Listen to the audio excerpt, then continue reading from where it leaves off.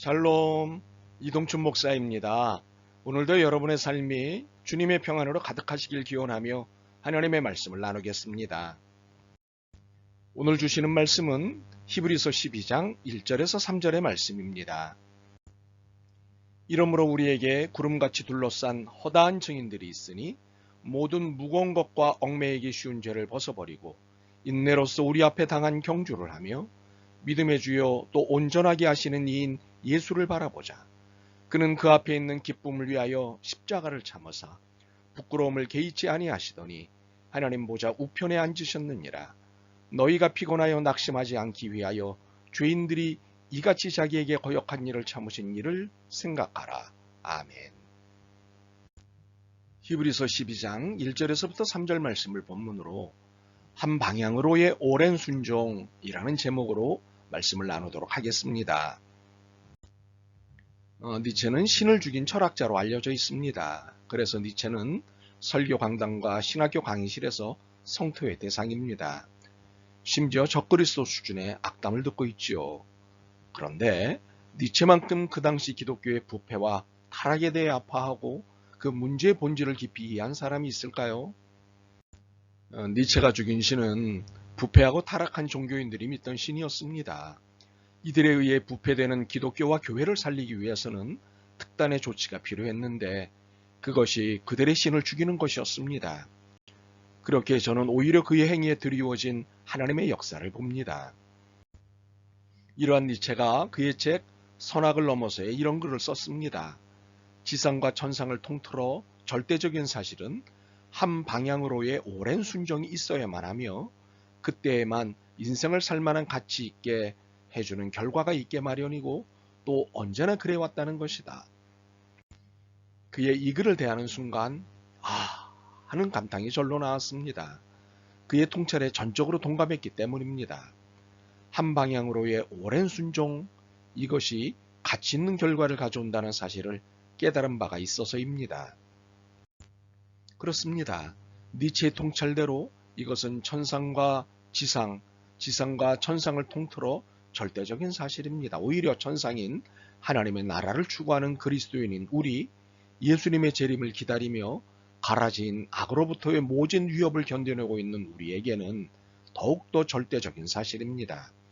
그러므로 한 방향으로의 오랜 순종은 우리 그리스도인에게는 무엇보다도 필요한 신앙 덕목입니다.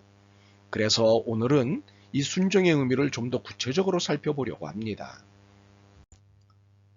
오늘 본문은 우리에게 두 가지 권면을 하십니다. 하나는 1절에 경주하라는 권면이고 다른 하나는 2절에 예수를 바라보자라는 권면입니다.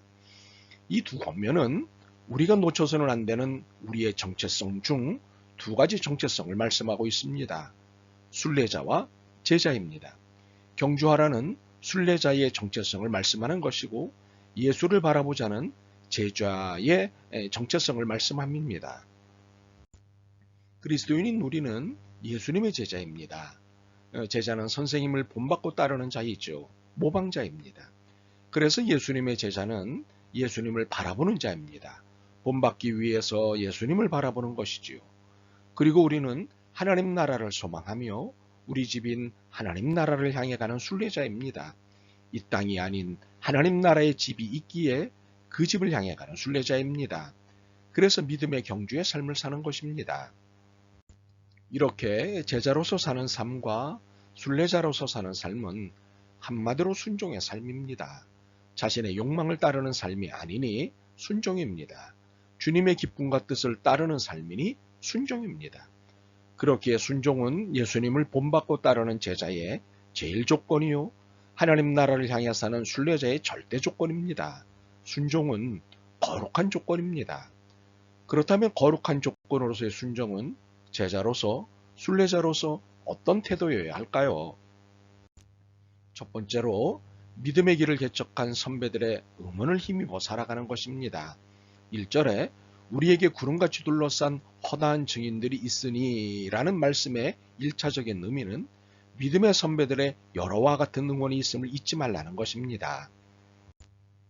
경기를 할 때 응원이 얼마나 큰 힘이 되는지를 경험하셨을 것입니다. 더욱이 그 경기에 최고 전문가가 옆에서 응원하고 격려해주면 정말로 대단한 힘이 생깁니다. 이렇듯 믿음의 길을 개척하고 이미 경주했던 믿음의 대가들이 우리의 믿음을 응원하고 있다는 것은 사실입니다. 그러므로 순종은 이 사실의 힘을 얻어 믿음의 선배들, 믿음의 대가들이 열어놓은 좁은 길을 따르는 것입니다. 그리고 계속해서 이 한 방향으로 가는 것입니다. 두 번째로는 믿음의 길을 멈춤 없이 달려가는 것입니다. 그러기 위해 1절에서 제시하는 권면을 잘 따라야 합니다. 모든 무거운 것과 얽매이기 쉬운 죄를 벗어버리고 인내로서 우리 앞에 당한 경주를 하며 지금 읽은 말씀에는 두 개의 권면이 연속되어 있습니다. 하나는 모든 무거운 것과 얽매이기 쉬운 죄를 벗어버리고입니다. 이것은 영적으로 방해되는 것들을 떨쳐내야 한다는 것이고 또한 몸에 기생하는 죄가 있어서는 안 된다는 것입니다. 다른 하나는 인내로서 우리 앞에 당한 경주를 하며입니다. 이는 우리의 믿음의 경주가 단거리가 아니라 평생 달려야 하는 장거리 경주라는 것입니다. 이것이 인내의 의미입니다. 결국 믿음의 길을 멈춤 없이 달려가기 위해서는 영적 방해물들과 죄를 제거해야 합니다. 그리고 견뎌내는 인내가 필요합니다. 이것으로 한 방향으로의 오랜 순종이 가능한 것입니다. 세 번째로는 오직 예수님만 바라보는 것입니다. 2절입니다. 믿음의 주여 또 온전하게 하시는 이인 예수를 바라보자. 우리는 2절에서 예수님이 어떠한 분인지를 소개받고 있습니다. 믿음의 주와 온전하게 하시는 이입니다. 믿음의 주는 우리를 맨 처음 믿음으로 이끌어 들이신 분이라는 뜻입니다. 온전하게 하시는 이는 우리를 믿음의 나라로 이끌어 들이신 이후 완전한 자로 성장하기까지 챙기시는 분이라는 뜻입니다. 그러므로 예수님만을 바라보는 것이 진정한 순종입니다. 그런데 이를 단지 예수님을 쳐다보는 것으로 이해해서는 안 됩니다. 쳐다보는 것이 아니라 배우는 것이기 때문입니다. 그리고 배운다는 것은 모방하는 것으로 제자의 기본 자세입니다. 그렇다면 예수님의 무엇을 배우고 모방해야 할까요?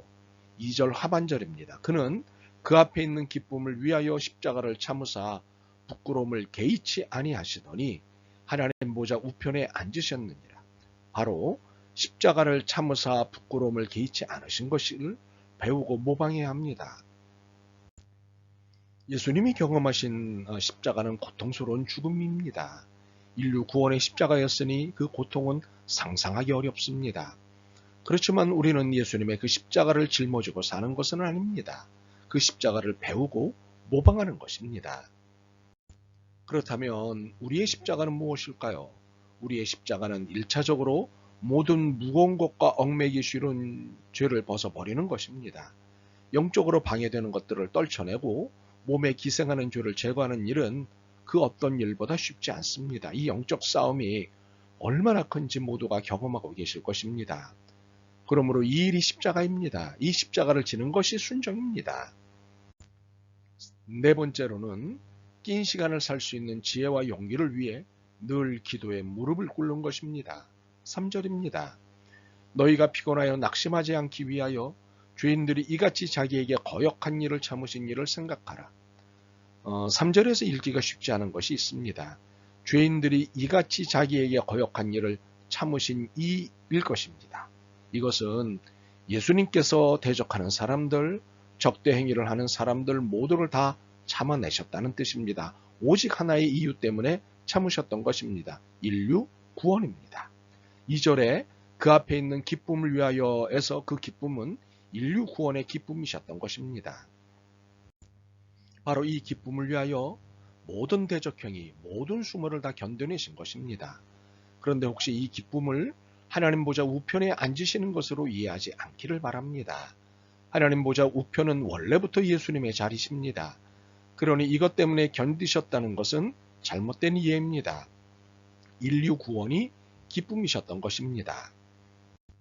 그렇다면 우리를 구원하신 믿음의 주 예수님께서 우리를 온전하게 하시기 위해 끊임없이 도움을 주고 계시지 않겠습니까? 무슨 도움을 어떻게 주실까요? 그것은 지혜와 용기입니다. 3절에서 말씀하는 피곤과 낙심은 지혜와 용기를 필요로 하는 상태입니다. 어찌할 바를 모를 때 피곤하고 자신감을 잃을 때 낙심하기 때문입니다. 그래서 예수님께서는 이렇게 피곤하고 낙심하는 제자이자 순례자인 우리에게 지혜와 용기를 주고 싶어 하십니다. 그런데 이것은 우리가 해야 할 몫이 있습니다. 기도입니다. 2절의 예수님을 바라보자와 3절의 예수님을 생각하라는 말씀은 예수님께 기도하라는 의미이기도 합니다. 단순히 예수님을 묵상하는 정도로 읽어서는 안 됩니다. 지혜와 용기를 구하는 기도로 읽어야 합니다. 우리는 아직 그리고 이미라는 낀 시간을 살아가는 순례자입니다. 그리고 이 세상과 하나님 나라라는 낀 장소를 살아가는 제자입니다. 그렇기에 예수님께 순종하는 예스를 위해 이 세상에 대해 아니요, 노라고 해야 합니다. 참으로 이것은 용기를 필요로 하는 행위입니다. 그리고 아직 순례자의 삶이기에 대답의 지혜도 필요합니다. 물론 이 지혜는 분별을 위한 지혜이기도 합니다. 그러므로 우리에게 절실히 요구되는 것은 기도입니다. 기도 없이는 이긴 영적 순례의 삶을 살아내기가 쉽지 않습니다. 기도는 힘입니다. 우리는 한 방향, 즉 예수님을 향해 평생의 순종을 약속한 사람들입니다. 그리고 이 순종의 결과는 인생을 살만한 가치가 있게 해준다는 것을 확신하는 사람들입니다. 우리에게 살만한 가치라는 것은 물질적이고 물리적인 것이 아닙니다. 우리가 말하는 살만한 가치라는 것은 탈물질적이고 초물리적인 것입니다. 하나님 나라의 기쁨입니다. 영원한 생명의 누림입니다. 이 모든 것을 자신에게 고백하는 삶이 됐으면 좋겠습니다. 아멘. 주님께 한 방향으로의 오랜 순종을 하고자 합니다. 도와주옵소서. 낀 시간과 낀 공간을 바르게 살아내게 도와주옵소서. 오직 주님만 바라보겠습니다. 도와주옵소서. 예수 그리스도의 이름으로 기도드립니다. 아멘. 오늘도 여러분의 믿음과 삶을 응원합니다. 사랑합니다.